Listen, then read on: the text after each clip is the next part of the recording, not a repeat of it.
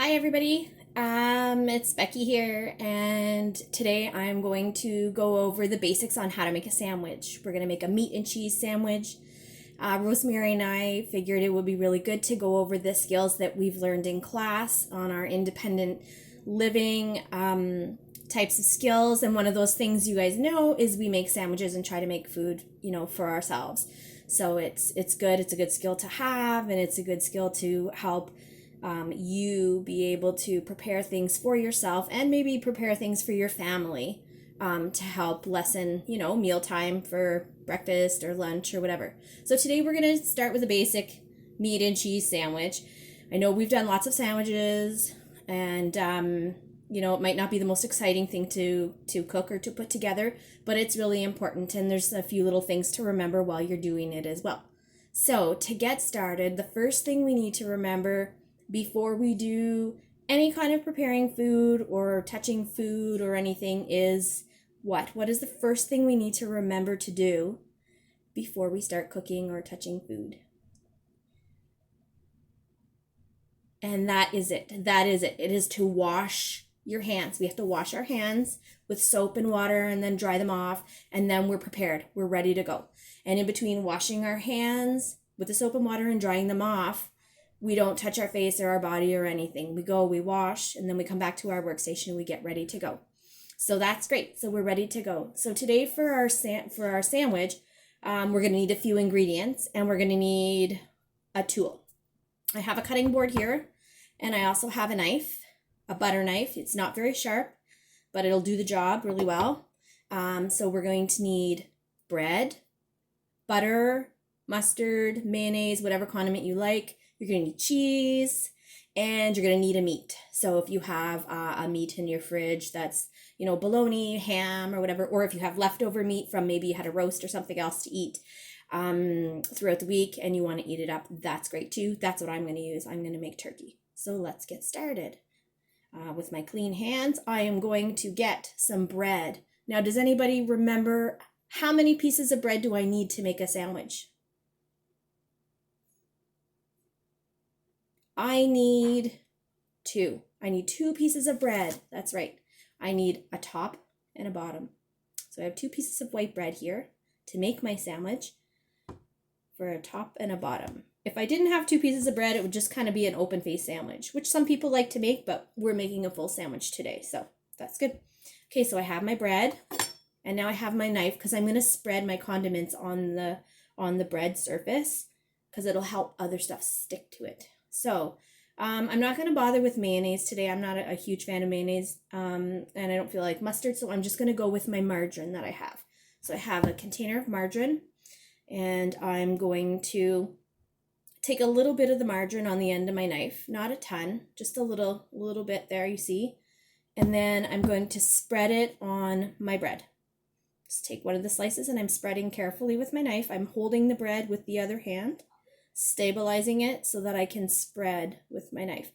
And I can't get it all in one spread. I have to spread a couple times, but I'm not pushing, I'm not digging into the bread either. I'm just gently guiding my knife over the bread so I don't rip the bread and then like holes come into my bread. That would kind of stink. So there, I've spread it nicely. You can see it's nice and spread out. The next thing I want for my sandwich is cheese. Some people have processed cheese. They come in little squares and you can rip open the packages and kind of like lay them on top. I'm going to use some block cheese. I like cheddar cheese, so I'm going to use a block cheese. We typically buy this at school too when Rosemary and I are cooking. And I'm going to cut it in thin slices. So I'll show you guys how to cut it into some nice thin slices as well. I'm going to use a little bit of elbow grease here, and I'm going to be careful because I don't want to cut my fingers when I do it, but I do want thin slices because if I cut it in big chunks, it sits on my bread in big chunks and it's hard to eat. So sometimes with the meat and cheese, you have a big chunk of cheese, it's really tricky to eat, and it's not very fun to eat that way either. So I'm taking the knife and I'm going to stabilize. I'm going to hold my cheese here carefully, and I'm just going to cut a nice thin piece. And I'm going to push down. I need some elbow grease. This I am going to push down on. Unlike the bread, I do need to push down hard on my cheese because it's block cheese and it is a bit harder. There we go. And there's one thin slice. And I'll show you. See, it's nice and thin. It's not too thick. So, and I'm going to go ahead and I'm going to cut a few more of these. Again, try and keep it nice and thin like the other one. Pushing down with my knife. And I think 4 pieces will be good. There we go. Push hard. Okay. So now I'm going to take the piece that I buttered, the piece of bread that I buttered here, and I'm going to lay my cheese on top, and that'll make it stick, and that'll be great. 1, 2, 3, and 4. So now I have the butter, I have the cheese, and now I need to put on the meat. So whatever meat you have, whatever you've chosen, I've chosen leftover turkey, so that's what I'm going to use. So I have a piece of turkey here, and I'm going to put it on. But to me, that doesn't look like enough because I still have open space. So I'm going to go find another piece of turkey here and see if I can find something that fits the rest of my bread. So there, it's close, but I would like to cover up that. That way I have coverage of all the meat all over the bread, which is, makes for a really good sandwich. There we go. All right, I've covered it with my meat. There we go. So the last thing to do, well, the second last thing to do actually, is I'm going to put the top piece of bread on top. And then I'm going to gently press down just to give it a little bit of a stick so it doesn't all flop around, so when you go to put it on a plate, it doesn't fall out. So this is a matter of preference, whether or not you want your sandwich cut. I like my sandwiches cut in half. Some people like their sandwiches cut in 4 into quarters, and some people just like to eat them whole like this. I'm going to cut the sandwich, so I'm going to show you how to cut it.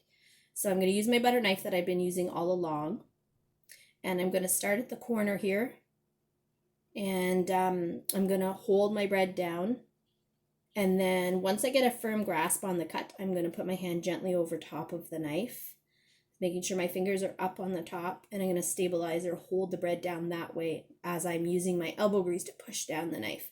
So here we go. I've got it in my bread. Now I'm going to put my hand over and just gently push and slide. I'm pushing the knife down and I'm sliding it through the sandwich carefully, taking my time. I'm not going to rush through it because I don't want all the stuff, all the filling to go everywhere. And there we go. The sandwich is cut and in 2 pieces, and it looks very delicious. Then I'm going to go put it on a plate and clean up my mess. And that's it. That's how we make a sandwich. And hopefully maybe next week we could work on something a little more exciting, like some microwave nachos or something like that, involving maybe temperature and time or whatever. But that is how to make a sandwich. So good luck, and remember to wash your hands. Take care.